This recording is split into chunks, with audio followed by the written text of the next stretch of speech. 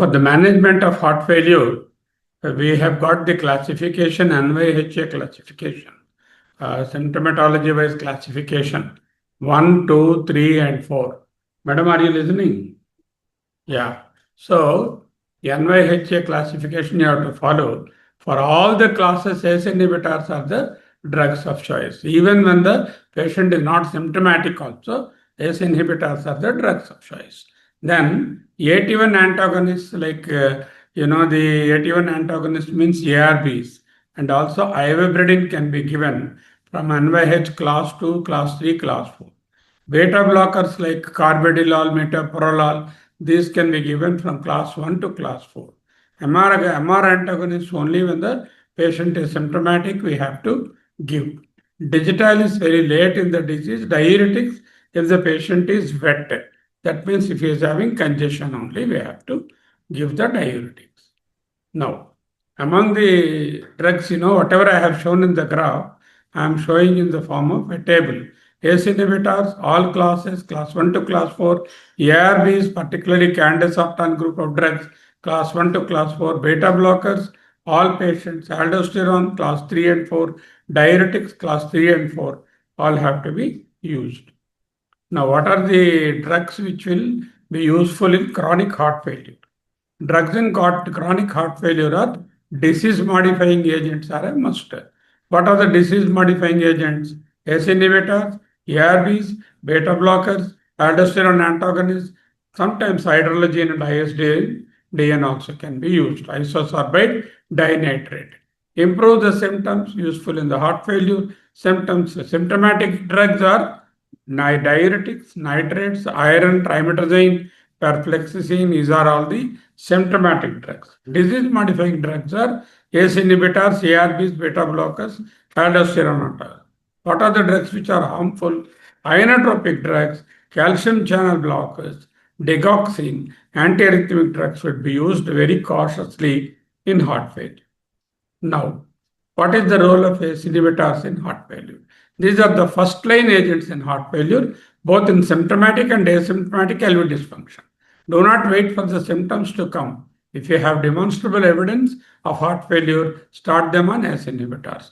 These are mandatory unless contraindicated. Contraindications are absolute, pregnancy, bilateral renal artery stenosis, relative hypopotassiemia, and poor renal function and angioedema are the relative contraindications. They decrease the mortality, they decrease the morbidity. Use with caution in case of renal disease.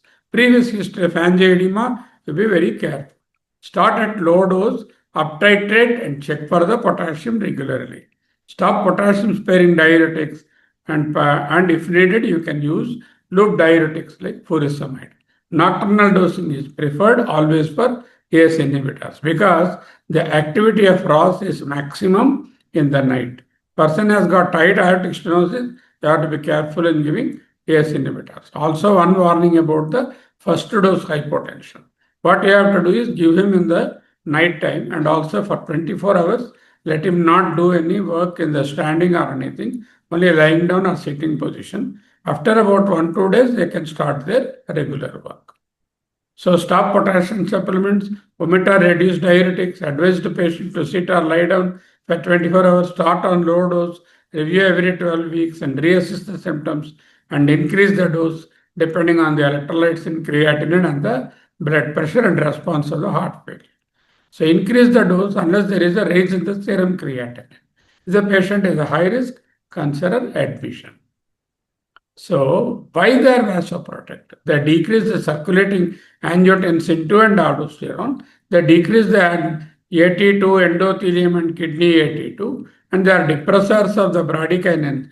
They are the vasodepressor bradykinins are increased and decrease in the sympathomimetic amines. That is the sympathetic drive, SNS drive is reduced and vagomimetic effect is there, antiarrhythmic and normal heart rate also will be restored. Alterations in the prostanoid metabolism also is one way they are protective.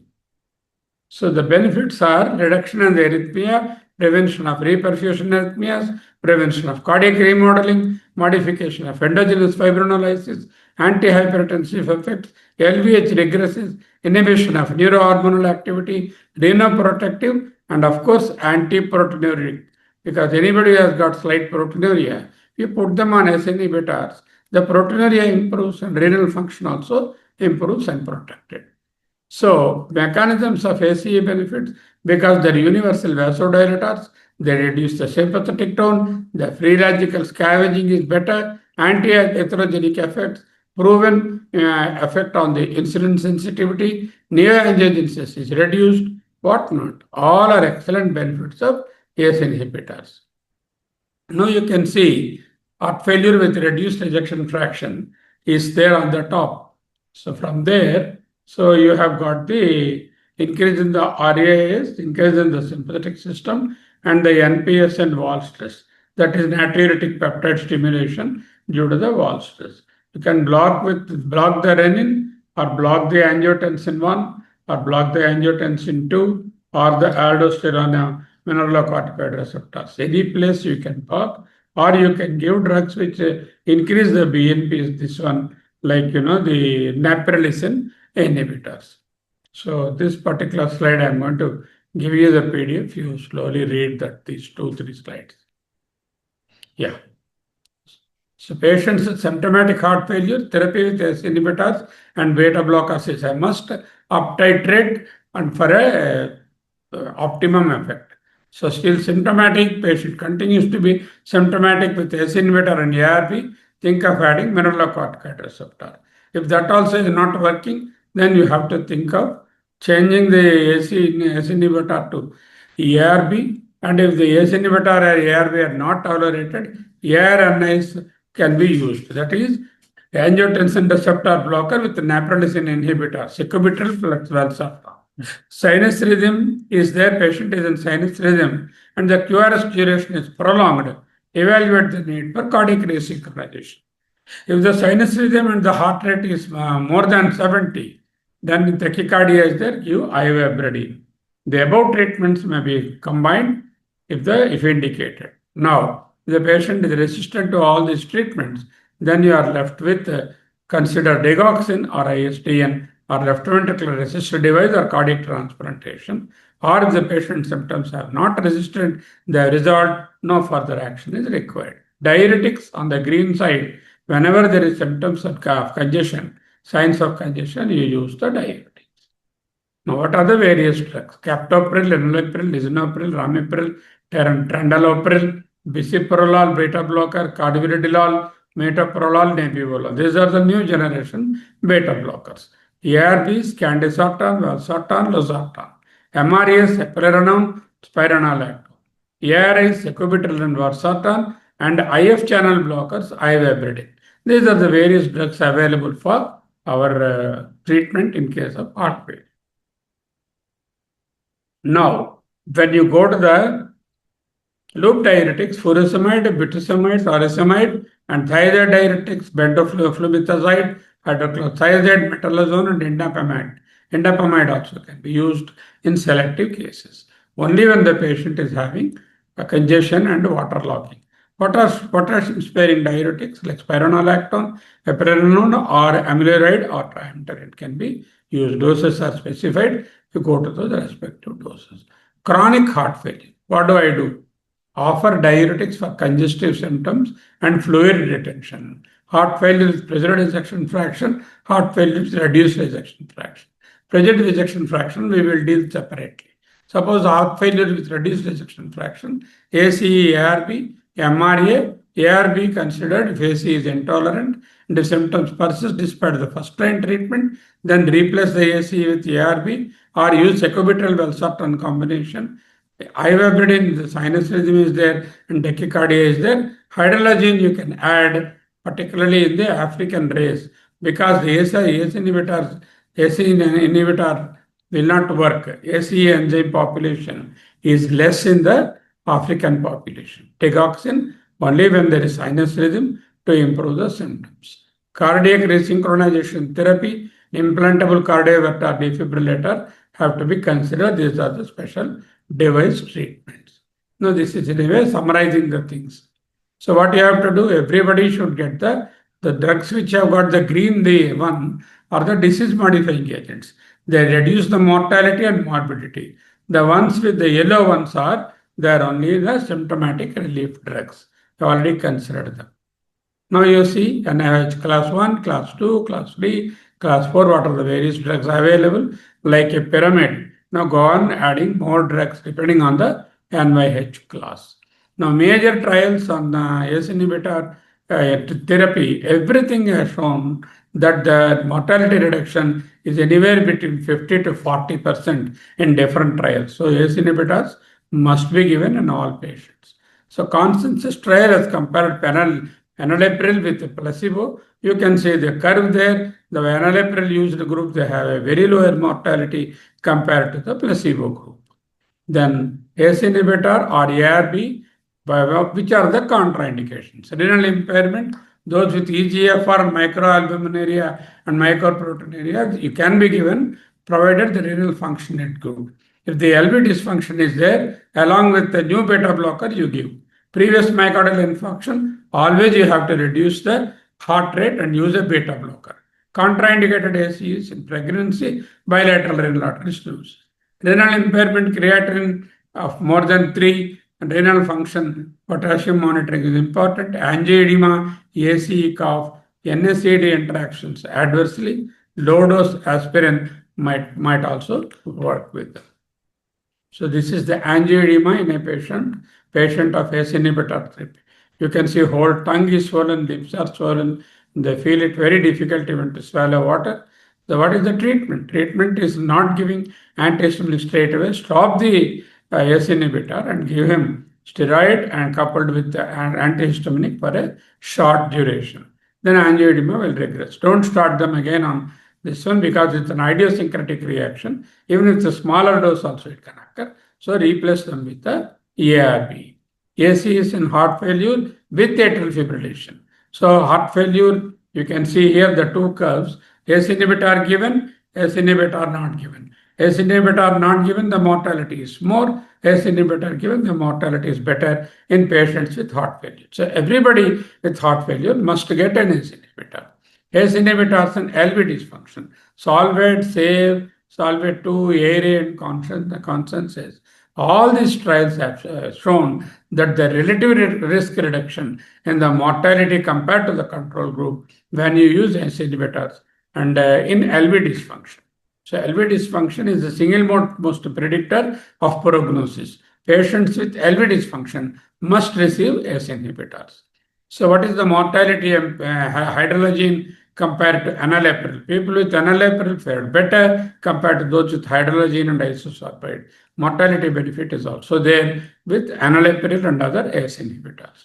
Now, what are all the various pills I have? Enalapril, captopril, tretinopril, lisinopril, perindopril, ramipril.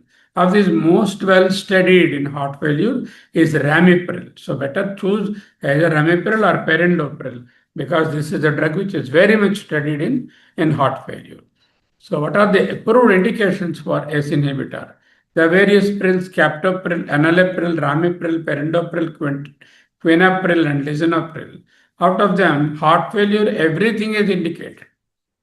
Okay, the captopril, enalapril, ramipril, quinapril, and lisinopril. So, whereas when you have hypertension, everything you can give. When you have postmyocardial infarction, LV dysfunction, everything is useful. Diabetes with CKD, captopril, and ramipril. Only CKD, ramipril. And so, with all these things, what it boils down to, ramipril is the drug of choice in case of with any one of these conditions like heart failure, hypertension, PMI, diabetes, CKD, and stroke. Everywhere ramipril is useful. So the best drug would be ramipril. What is the starting dose? 2.5 milligrams. Up titrate it up to 20 milligrams. It is available as 2.5 milligram tablet to 5 milligram tablets. 10 milligram also is available. So that is what we have to understand. Now, look at the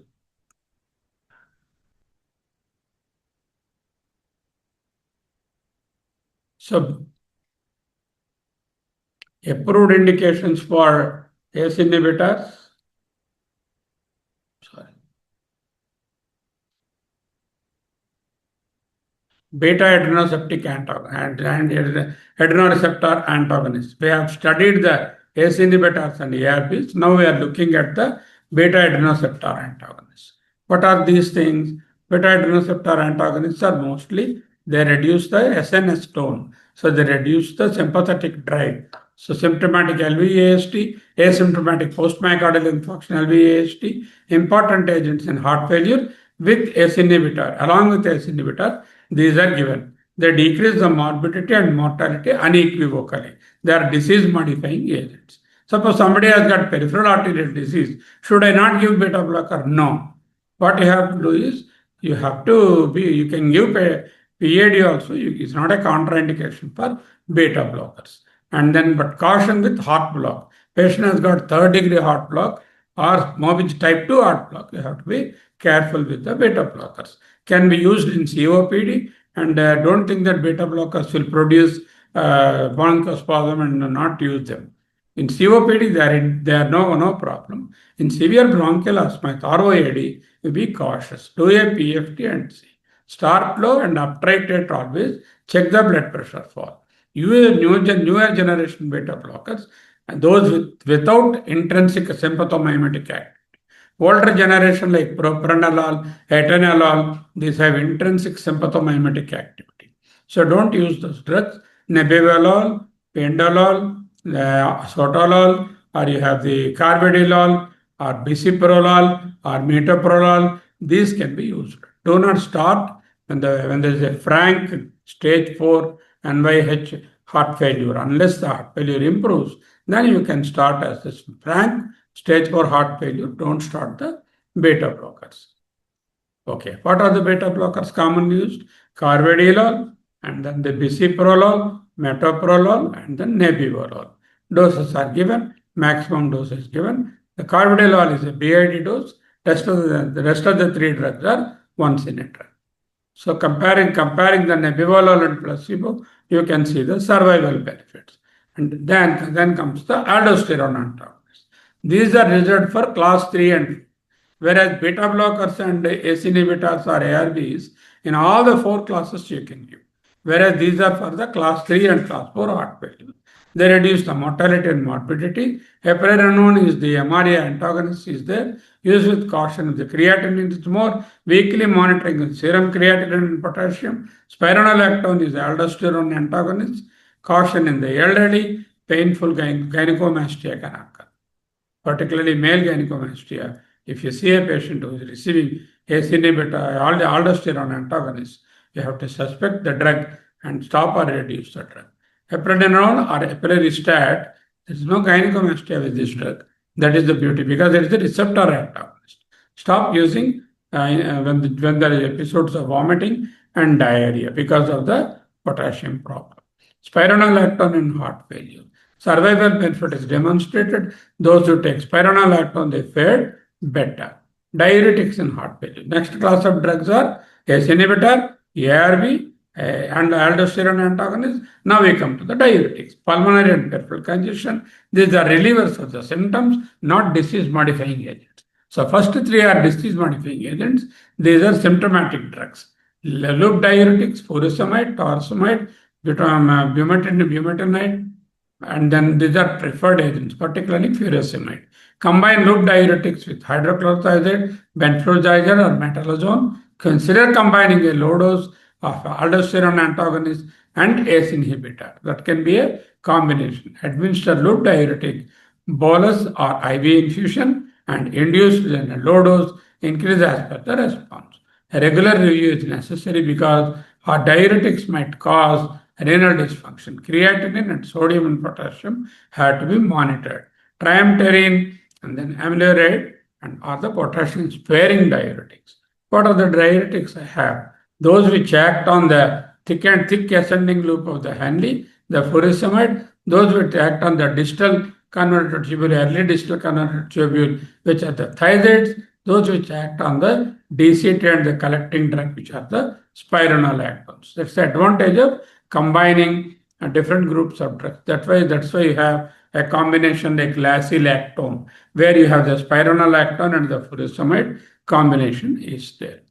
So diuretic doses, loop diuretics, furosemide 40, torsemide 10, bumetanide 1 milligram, thiazides 12.5, bendofloxacin 2.5, metalazone 2.5 on alternate days. Potassium sparing diuretics, amiloride 5 mg OD, peronolactone available as aldactone 25 milligrams OD, triamcinolone 150 milligrams on alternate days. Dietide is triamcinolone. You have a drug called the dietide, which is triamcinolone. What are the diuretics in heart failure and atrial fibrillation? Diuretics have a positive benefit when the patient has atrial fibrillation and heart failure. So cardiac glycosides, these are the digitalis group of drugs. These increase the force of contraction. They are the iron groups. They reduce the conduction within the AV node. Digoxin is the most commonly used glycoside. Role in heart failure is not rather very clear, unlike in previous days where this is the drug of choice. It may be useful in patients as those who have remained symptomatic despite of maximal medical treatment and to provide a rate control in patients with atrial fibrillation. The narrow therapeutic window, multiple side effects, proarrhythmic nature, need to decrease the dose and renal failure, limit the use of cardiac clamp, should be avoided whenever there is a ventricular arrhythmia. So the core therapy and add-on therapy, drugs for the management of heart failure with a reduced ejection fraction, ARNIs, loop diuretics, beta blockers, MRAs, vaccination, and then metalazone, hydrochlorosis are all substitute drugs. The main drugs are ACE inhibitors and the beta blockers. Heart failure lifestyle management. What do I do? Total lifestyle change, TLC, an integral part of the management of heart failure. Fluid restriction, salt restriction, adequate physical activity, cessation of alcohol, cessation of smoking, healthy diet and weight reduction, and stress management. These are the lifestyle changes. Now, basic measures for acute heart failure. Make the patient sit up straight and high dose oxygen, corrects the hypoxia, intravenous loop diuretic, causes vasodilatation and diuresis, intravenous opioids like morphine and diamorphine. These reduce the anxiety and preload, and intravenous buccal and sublingual nitrates reduce the preload and afterload, ischemia and pulmonary artery pressure. These are the in acute heart failure. Self-help strategies. Daily taking the weight, compliance with the medication of the patient is taking drugs or not, self-management of diuretics depending upon the symptoms and the edema, and regular physical exercise. Now, we have got the exercise training program for heart failure patients. In a group training also, we can have these sort of trainings, ergo bike trainings, sit and bike this one is available very commonly in every gym also nowadays, and these are used. Heart failure with the nurse practitioner. What the nurses are going to do? Educating the patient and family, promoting long-term compliance, monitoring weight and blood tests, renal biochemistry and electrolytes, and implementing treatment algorithms as per the physician protocol. Now you have got the heart failure nurse practitioners available. They go home and also treat the patient. In our country also we have the nurse practitioners. Then comes the home-based interventions. What are the home-based interventions? Particularly the physiotherapy, nurse practitioner, reducing the salt and decreasing the other drugs which cause NSAIDs and other things. The usual care and home-based intervention. There's a lot of difference in the mortality. Home-based intervention people did better than those who are not given any special instructions. What are the future therapies for heart failure? Aquaretics or Vaptans are available. Anti-VP type 2R, anti-Vaptan type 2R. Perhexylene decreases the myocardial fatty acid oxidation. Trimetazine, ranitidine, the partial FA inhibitors, fatty acid inhibitors. Sildenafil helps in failing heart because it increases the cyclic AMP. Pentoxifylline decreases the synthesis of tumor necrosis factor alpha and increases the EF. Vasopressin antagonists, they reduce the fluid overload. New diuretics, adenosine antagonists are there, the Shaver antagonists, endothelin antagonists should be wonders, cytokine antagonists, etanercept which is tumor necrosis alpha inhibitor. So the Vaptans, trimetergine, tranologine, sildenafil, pentoxifylline, and then the new drugs like adenosine, A1R antagonist, endothelin antagonist like bosentan, a group of drugs, and finally the cytokine antagonist, etanercept and tumor necrosis alpha. Ultimately, prevention is the key for heart failure. How do I prevent? NSAIDs can cause heart failure. They decrease the ACE inhibitor efficiency. Corticosteroids can be used except in cardiogenic. Corticosteroids, no role unless there is a cardiogenic shock. CCB, negative inotropes except amlodipine. Beta blockers with ISA like pendolol, acebutol, be careful. Antiarrhythmic agents, negative inotropes, silastazole. This is what is this? This is a PDE inhibitor. It is used in PDA, peripheral arterial disease, PAD. So in PAD, when you use silastazole, heart failure is there in that patient. You should not use because silastazole precipitates the heart failure. Glitazones and metformin, be cautious with that. Liver function test should be sent. Sildenafil, PDE5 inhibitors may cause a fall of blood pressure. Alpha blockers, they increase the heart failure. You should not use alpha blockers. Beta blockers with ISA we should not use. Antiarrhythmic drugs we generally don't use. Silastazole with the PDE inhibitor you should be careful. Alpha blockers like prazosin, doxazosin should be reduced. Glitazones and metformin with caution. Sildenafil might cause blood pressure. Corticosteroids only in the cardiogenic shock. Diastolic heart failure. This way I'm going to show you as a different presentation. But anyway, whatever is in this presentation, you see. How does it present? Dyspnea and exertion, hypertension, as for Gallup, elderly people associated with reduced risk factors, and then mortality and normal LV ejection systolic ejections and systolic volume. That means there is no systolic dysfunction. Concentric LVH, unless they, unlike the generalized LVH of reduced ejection fraction. No RWMA. Doppler study is diagnostic. E wave is greater than the A wave. There are 4 grades in that: LV enlargement and LVH and tachycardia, and then treatment of heart failure, CAD, AF, LVH, use of beta blockers, ACEs, diuretics. They're all old treatments. We'll come to the newer treatment. Heart failure with preserved ejection fraction. So ventricular dysfunction, atrial dysfunction, autonomic dysfunction, vascular dysfunction, elevated blood pressure, valvular disease, psychiatric depression, obesity, sarcopenia, aging, deconditioning. So many factors are there for preserved ejection fraction. That means patient has got symptoms of heart failure and do the echocardiogram, ejection fraction is normal. So come to the what are the various heart failure with ejection fraction? Structural remodeling, functional reserve is reduced, abnormal hemodynamics, secondary organ dysfunction. It is a multi-organ disease. It is not only associated with the heart disease. Systematic inflammation is there, myocardial ischemia, tissue fibrosis, abnormal eugenetics, and altered cell signaling and myocyte hypertrophy. All these lead to decreased inotropy, decreased lusiotropy, and decreased chronotropy. And then increase in the LV feeling pressure, decrease in the organ perfusion, that leads to congestion and lung dysfunction, decreased LA function, atrial fibrillation, pulmonary hypertension, pulmonary vascular remodeling, sarcopenia, macrovascular dysfunction, RV remodeling and dysfunction. And that sets in the heart failure with ejection fraction.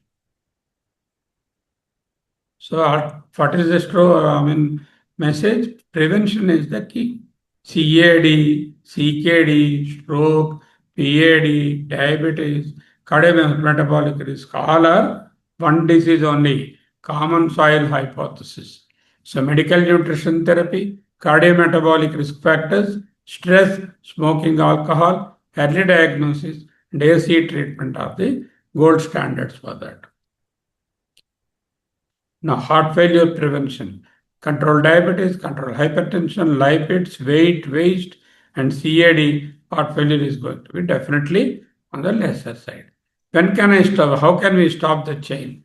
So start with the cardiometabolic risk there. That leads to LVH, CAD, ischemic heart disease, acute coronary syndrome, acute myocardial infarction, LV muscle remodeling, and heart muscle remodeling, LV muscle hypertrophy, heart muscle remodeling, congestive heart failure, and then the EHD, end-stage heart disease. EHD is end-stage heart disease. This is the chain. We can stop the chain of events.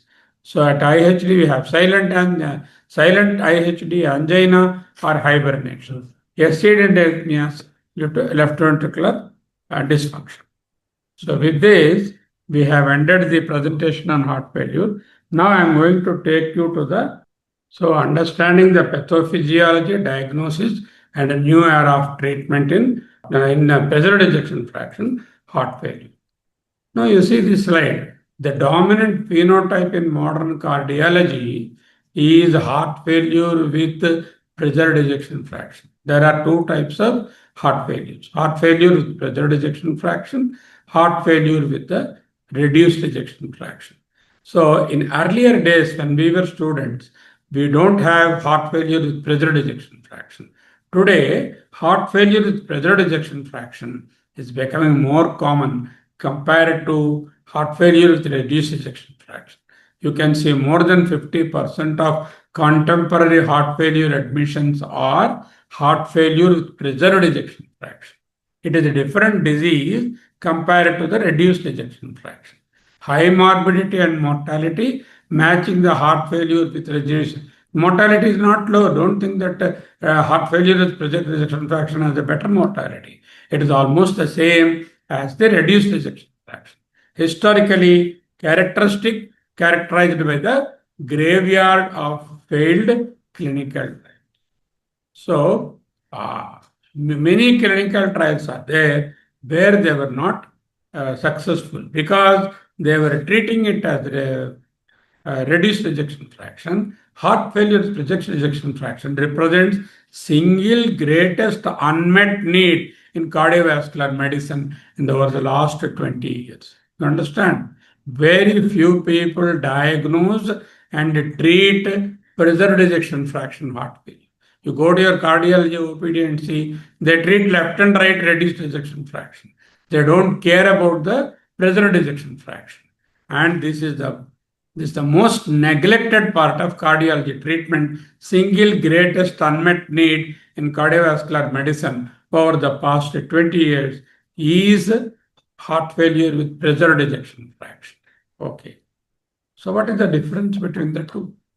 What is ejection fraction? Ejection fraction is the systolic output divided by the difference between the end systolic volume and end diastolic. So, end diastolic volume is there, end systolic volume is there in the echo.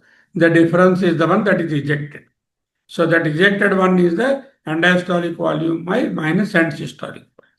Below that is the end diastolic. Out of how much is ejected. Let us say there are 120 ml is available at the end diastole and 50 ml or 60 ml is pumped out during systole. The ejection fraction will be 60 by 120, which is 50%. Heart failure with reduced ejection fraction is always EF is less than 40%. That means the available blood in the ventricular diastole on less than 40% only is we are able to push it, the heart is able to push outside. Whereas in preserved ejection fraction, it is more than 50%. So, always it is the heart failure with preserved ejection fraction more than 50%. Remodeling pattern, there is an eccentric hypertrophy and dilatation is the feature in reduced ejection fraction.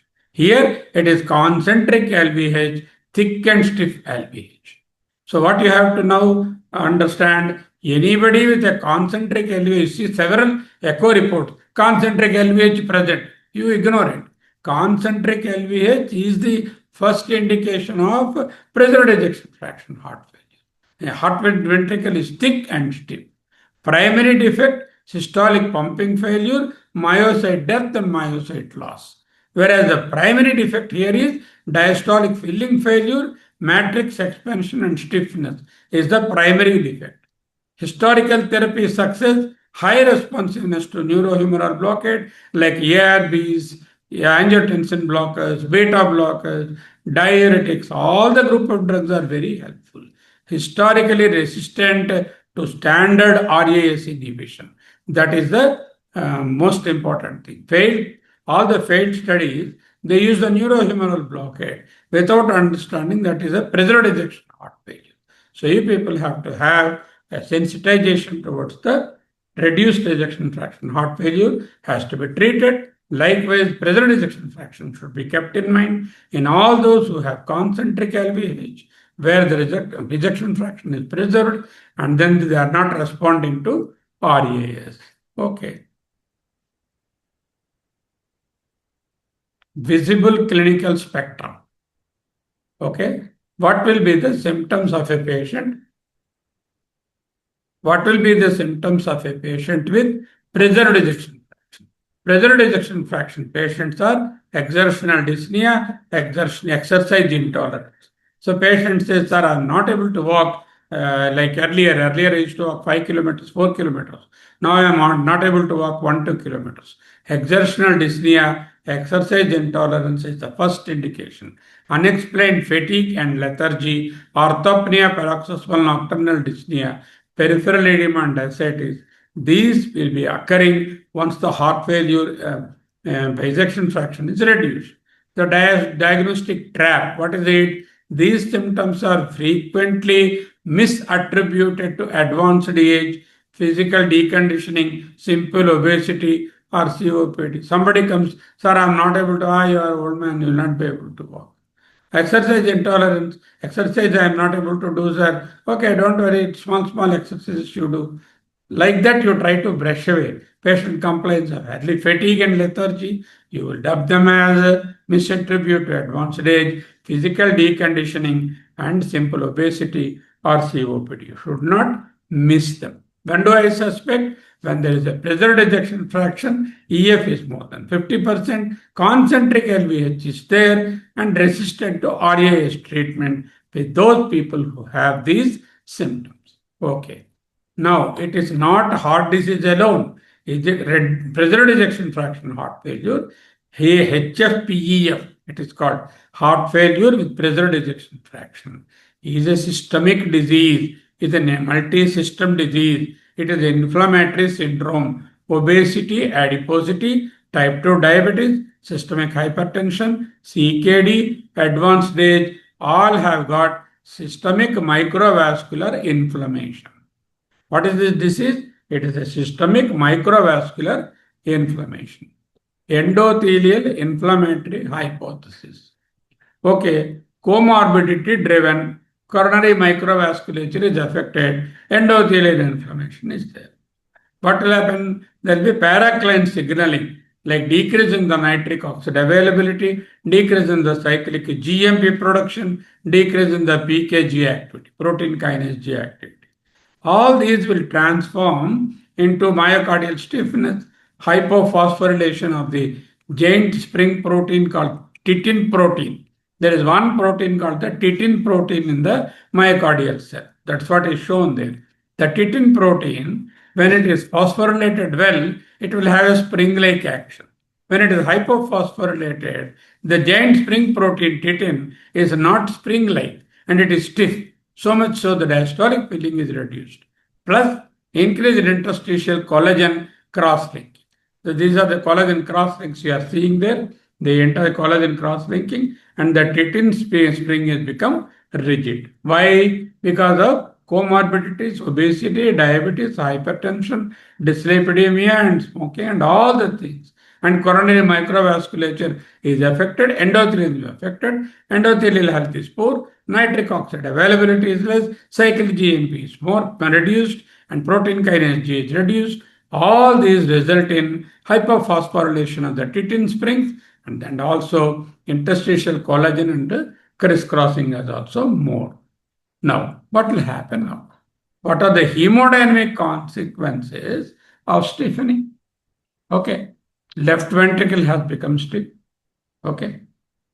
The left ventricle has become stiff, it is not able to fill well in the diastole. That means there will be stasis of blood in the left atrium, and that left atrium is connected to the pulmonary veins and the lung. So pulmonary venous congestion will occur when the left atrial, this one is, and this is left atrium in turn through the lungs is connected to the right heart. So right heart will suffer, lungs will suffer, left atrial dysfunction will occur, and of course the LV dysfunction in the form of diastolic failure, not able to relax well, and also concentric left ventricular hypertrophy. What are the 4 steps? First one, unyielding left ventricle. Left ventricle is not pliable, not dilating, not like a spring, not like muscle. It has become rigid. So abnormally high feeling pressure. Abnormally high pressures to fill. That is the first step. Whenever there is diastolic dysfunction, and then first step is unyielding left ventricle, which is not supple, which is not dilating, there will be an abnormally high pressure. That leads to elevated left ventricular and diastolic pressure, LV-EDP. How do I know that? Only by doing an echocardiogram. If you demonstrate elevated end diastolic left ventricular and diastolic pressure, it is an evidence of pressure rejection fraction heart failure. What will happen? The left ventricular and diastolic pressure transmits backward into the left atrium and then into the left atrium gets structural remodeling, dilatation, atrial fibrillation. That is connected to the pulmonary venous circuit. So pulmonary venous hypertension occurs, leading to congestion, dyspnea, and eventually right side of the heart failure. So now remember, first step is abnormally elevated high pressure in the left ventricle. Number 2, left ventricular and diastolic pressure is elevated. Number 3, it passes on to the backward left atrium, LA enlargement and AF. This LA is connected to the pulmonary circuit. There will be pulmonary venous hypertension, and there will be congestion and dyspnea due to the lung congestion, and eventually left-right heart failure may set in. This is the hemodynamic consequence of stiff left ventricle. So what is the central diagnostic paradox?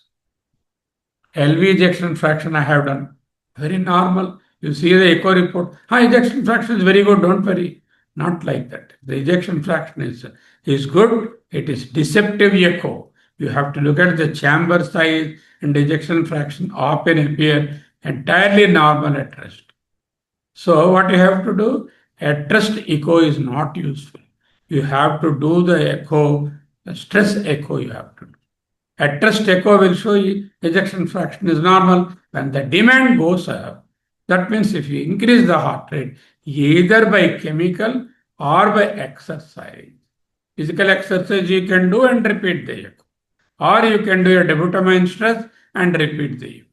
This is chemical stress. So then once you increase that, then the ejection fraction comes down and the LV and diastolic pressures are reflected. Concentric LVH is demonstrated. Capital E by small e ratio in the echocardiogramic finding will be very high. Symptomatic reality, severe exertional limitation and high filling pressures exist despite normal imaging. You may not, image-wise you may not see, but the patient may be disproportionately symptomatic. Diagnosis requires actively searching for surrogate markers of LV filling pressure and structural remodeling. What do I do? That is the next one. Okay. Clinical pre-test assessment. Suppose I wanted to know whether a patient has got preserved ejection fraction heart failure, a pre-test assessment. Dyspnea plus typical comorbidities. What are those comorbidities? Obesity, abdominal obesity, hypertension, diabetes, dyslipidemia. These are all the typical comorbidities. Plus preserved ejection fraction. You must have dyspnea, comorbidities, preserved EF. EF is not reduced. That's why it is called preserved ejection. Then what do you do? Structural evidence and biomarker evidence. How do I get it? What is the structural evidence? left atrial volume index, LAVI. It is called left atrial volume index more than 34 ml per meter square is a marker of preserved ejection fraction. And elevated capital E by E ratio, it should be more than 9. Normally, small e deflection is more compared to the capital E. This you can see in the echo, E by E ratio. E by E ratio more than 9. LAVI, left atrial volume index is more than 34. Elevated E by small E by E dash is more than 9. Tricuspid regurgitated velocity of more than 2.8. So how do I go about? Dyspnea is there, patient lethargy is there, he is not able to tolerate any exertion, he is finding it difficult to maintain his normal routine, typical comorbidities are there, obesity is there, hypertension, diabetes, concentric LVH is there in the echo or in the ECG, preserved ejection fraction is more than 50, it is not reduced ejection fraction, heart failure. Then what do I do? Look in the echo for LAVI, LAVI more than 34, E by E dash ratio more than 9, tricuspid regurgitated jet velocity more than 2.5. If you have any one of these structural markers, patient is having reduced preserved ejection fraction, heart failure. What are the key biomarkers? NT-proBNP, elevated NT-proBNP in spite of the preserved ejection fraction. Preserved ejection fraction, heart failure, NT-proBNP we can explain. But here, preserved ejection fraction is there, but the marker is elevated. Natriuretic peptides, BNP and NT-proBNP can be significantly suppressed and appear artificially low in obese patients. Suppose the patient is obese, you don't expect the NT-proBNP very high. Even a borderline NT-proBNP in an obese patient, you should think of preserved ejection fraction, heart failure. Okay, now what do I do next? Now, the heart failure with preserved ejection fraction, H2PF score. What is that score? H2PFEF. PFEF is preserved ejection fraction, H2F score. What are the H2F? H and H, two H's. One is heavyweight BMI, more than 30. Second H is hypertension, that is H2. P is pulmonary hypertension, pulmonary artery systolic pressure more than 35. Then E is elderly, and F is filling pressure, which is the capital A by E dash is mine. Now you tell me what is H2PEF, H2FPEF, the acronym. H2 is two H's. One is the obesity, more than 30 BM. Second one is hypertension. Okay, that means hypertension not 120 by 80, 129. He is on treatment with two drugs, but hypertension is not controlled. A person with hypertension whose treatment is not sufficient to control this one. So first one is high body weight, hypertension. Then A is atrial fibrillation. Pulmonary hypertension, PASP pressure more than 35, elderly more than 60, filling pressure E by E is more than 9. If you have that, then this is a candidate for diagnosis of heart failure. HFA-PEF algorithm, ESSC consensus. Stepwise assessment of the pre-test, echocardiogram, BNPs, functional testing, and final etiology has to be done. Both scores satisfy patients into low, intermediate, and high probability to guide the necessary invasive testing. Okay, now invasive hemodynamic unmasking of this particular disease. Now you see rest, exercise. So during rest, pulmonary capillary wedge pressure is normal. But the moment he is exercising, pulmonary capillary wedge pressure is going up. That is, he is a patient who is masked PEF, that is preserved ejection fraction. The intermediate probability scores, dynamic testing is the gold standard. What is dynamic testing? Do the echo at rest and do the echo after exercise. exercise, right heart catheterization, or diastolic stress echocardiography. Either you do an exercise right heart cath or you do a diastolic stress echocardiography. Diastolic threshold confirmation of heart failure with ejection fraction requires demonstrating a pulmonary capillary wedge pressure of more than 15 or a spiking of more than 25 during exercise. Either one of them is a positive test. Now, evaluation at the past, what we were to do, purely symptomatic. Nothing we are able to do at that time. We don't even know that such a clinical entity was existing. Most of the time it is not diagnosed. Reliance on only diuretics, loop diuretics, decades of natural failed trials of mortality benefits using standard heart failure drugs like S inhibitors, ARBs, it's all the past. Now you are in the present.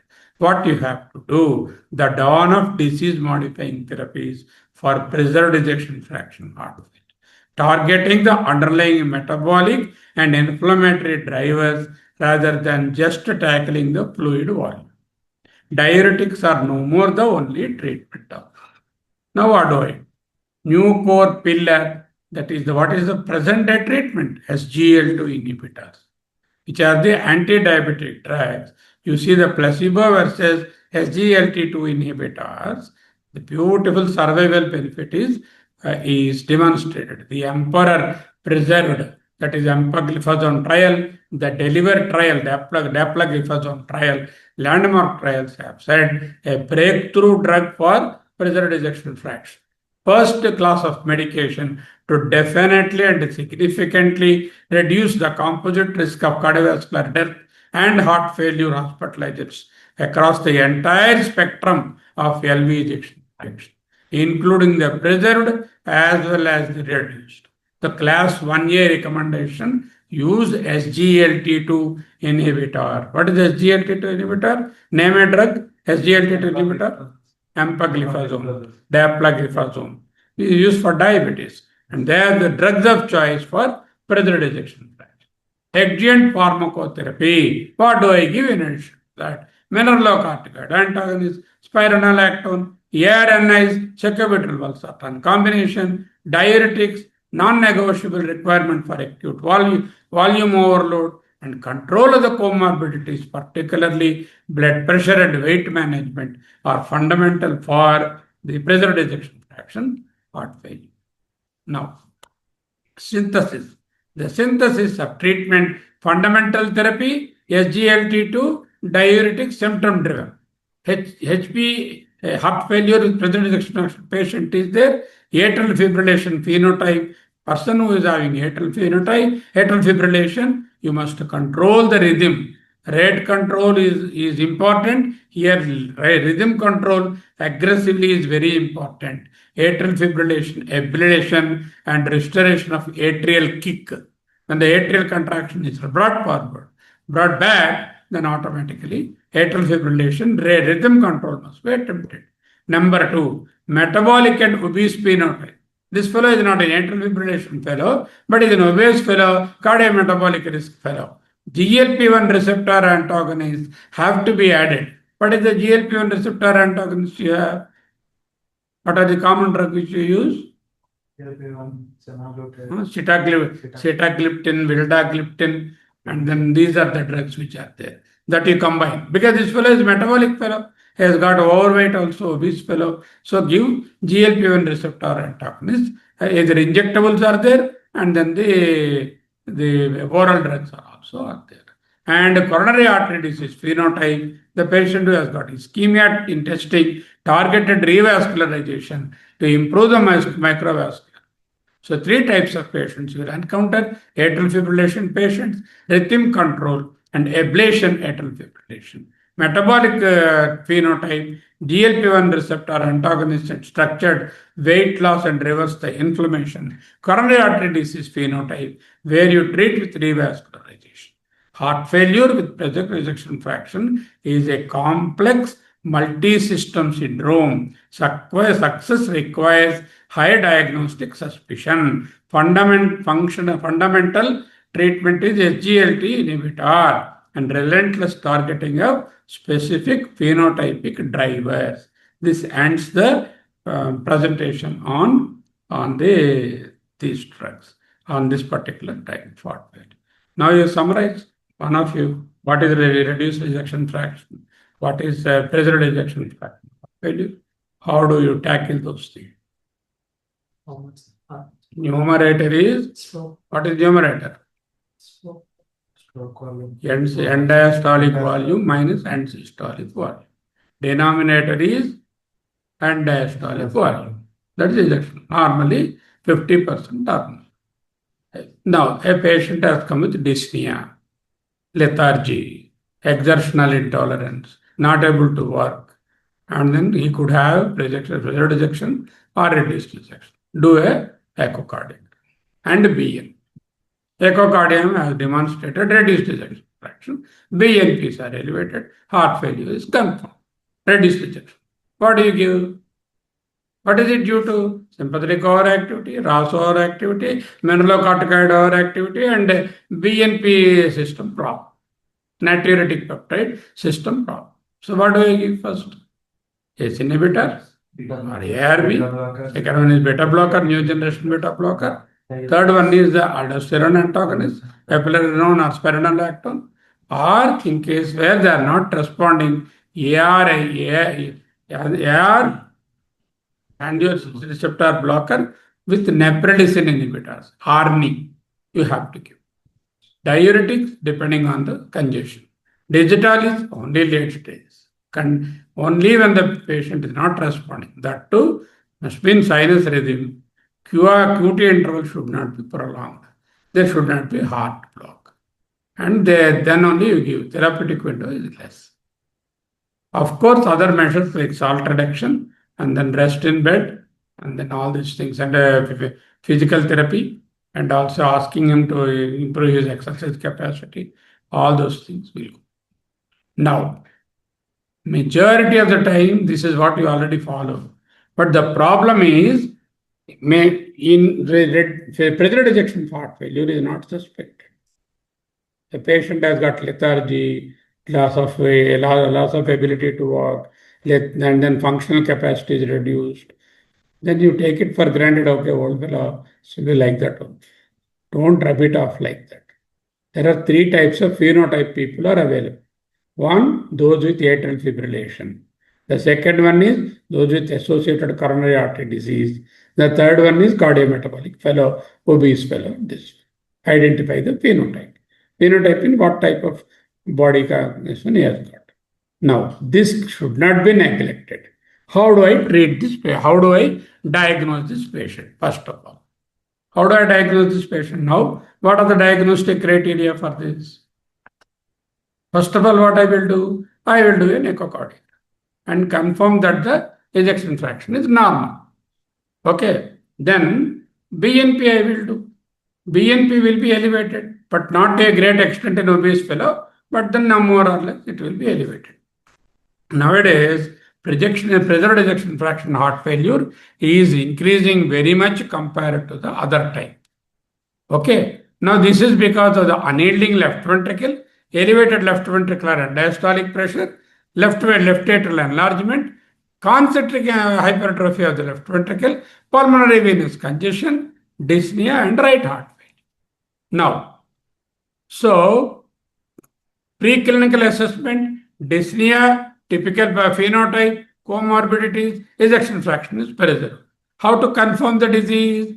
Left atrial volume index. LAVI has to be done by the echo. Elevated capital E by small e ratio of more than 9. Tricuspid regurgitant jet velocity more than 2.8. If you have any one of these things, this is confirmed. Key biomarker is antipropion. There are two types of scoring systems, H2F, PEF. H2 is heavy personality, BMI. Second H is hypertension, not controlled. Two drugs, A, atrial fibrillation, P, pulmonary hypertension, E, elderly more than 60, pulmonary hypertension with a PASP more than 35, filling pressure E by A more than 9. If you have these things, the score is positive, and you have to start him on the treatment. So, in case of dilemma, what I will do? I will do the resting echo and exercise echo. Resting echo, the PASP may be normal. But if I do exercise echo, either physical exercise or dobutamine exercise, then naturally the PAF will be very much higher. Pulmonary capillary wedge pressure during exercise will be spiking and which will be very much high. Then the diagnosis confirmed. Then what is the best treatment available? SGLT2 inhibitor is the drug of choice. Diuretics may or may not, depending on the symptoms. Manage the comorbidities. ARNI may be useful. Okay, MRAS may be useful. ACE inhibitors, beta blockers are not useful. ACE inhibitor, beta blockers are not useful. MRAS may be useful. ARNIs in combination with naproxen antagonists may be useful. Diuretics, the patient is symptomatic. Comorbidity control is essential. Reduction of weight, control of hypertension, cessation of smoking, and coronary artery disease treatment are essential. This is the story of preserved ejection fraction heart failure. I will share these presentations with you. You can now look at those things. Definitely, this will be a question in your this one, preserved ejection fraction. Not only that, in your practice also, you will be doing a lot of good job by treating preserved ejection fraction heart failure and not allowing them to become the reduced ejection fraction, classical heart failure. Okay, now we'll stop here.